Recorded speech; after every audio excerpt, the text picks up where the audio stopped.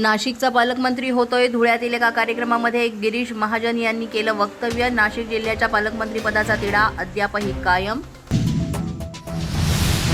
अजित पवार मला टॉर्चर करण्याचा प्रयत्न करतात. भाजपच्या वरिष्ठ नेत्यांनी याबाबत योग्य तो निर्णय घ्यावा. राम शिंदेंकडून नाराजी व्यक्त. भावकीमुळे रोहित पवार आमदार झाल्याचं अजित पवारांचं भाष्य.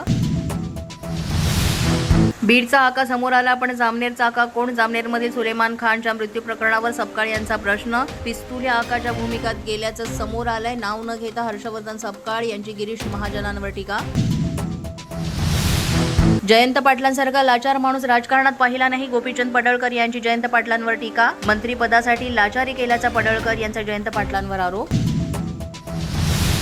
उद्धव ठाकरेंनी शाकाहार मांसाहार नैवेद्य यावर बोलणं ढोंगीपणा. मुळात तिथे कुणी कोणाला शाकाहारी करण्याचा प्रयत्न करीत नाही. केशव उपाध्याय यांची ट्विट करत माहिती.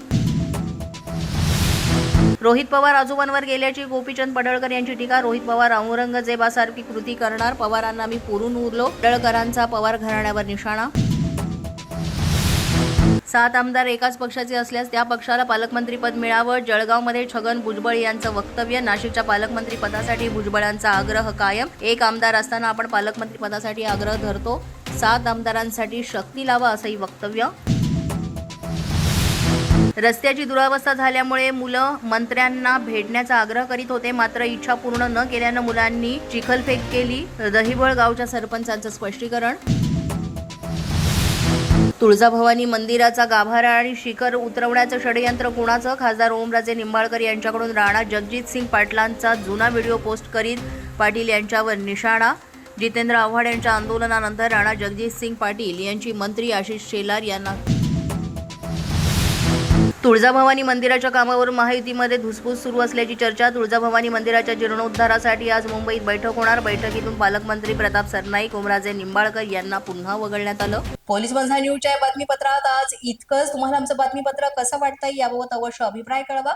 यासाठी पोलीस माझा न्यूजचं युट्यूब चॅनल सबस्क्राईब करा. तसंच आमचं फेसबुक, इंस्टाग्राम आणि ट्विटर अकाउंट फॉलो करा.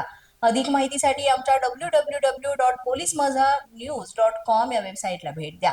आमचे अधिकृत प्रतिनिधी व्हायचं असेल तर स्क्रीनवर दिलेल्या क्रमांकांवर आजच संपर्क साधा. आजच्या बातमीपत्रात इतकंच. पुन्हा भेटूया पुढील बातमीपत्रात. तोपर्यंत पाहत रहा पोलीस माझा न्यूज.